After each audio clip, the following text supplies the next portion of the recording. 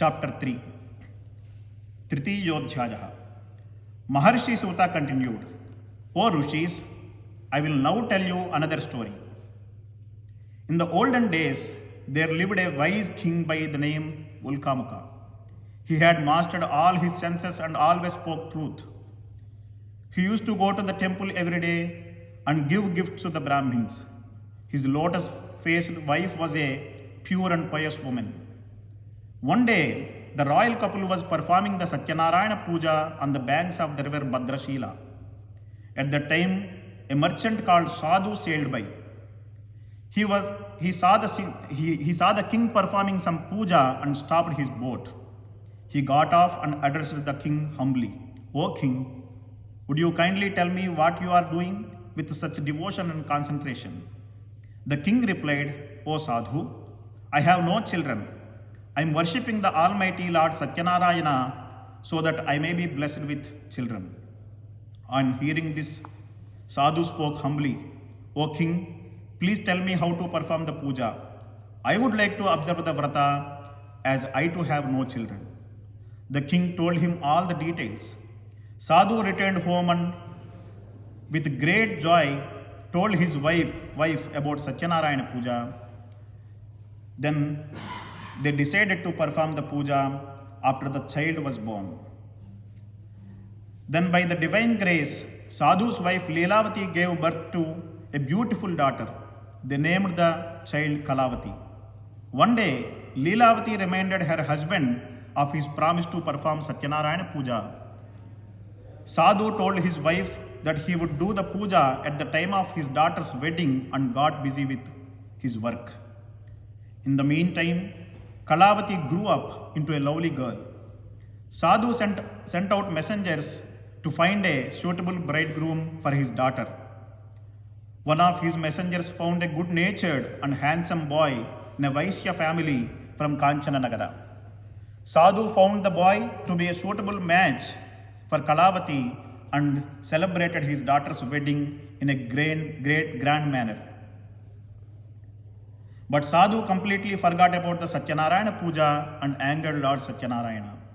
Lord Satyanarayana placed a curse on Sadhu. One day, Sadhu went a business trip with his son-in-law. He stopped to trade at Ratnasanupura, which was ruled by King Chandraketu. At that time, some thieves robbed the king's treasury and were running away. The king's soldiers chased them. The frightened thieves threw all valuables they had robbed near Sadhu and escaped. Finding the king's treasury near Sadhu and his son-in-law, the king's soldiers arrested them and brought them to the king. The king ordered them to be chained and thrown into prison.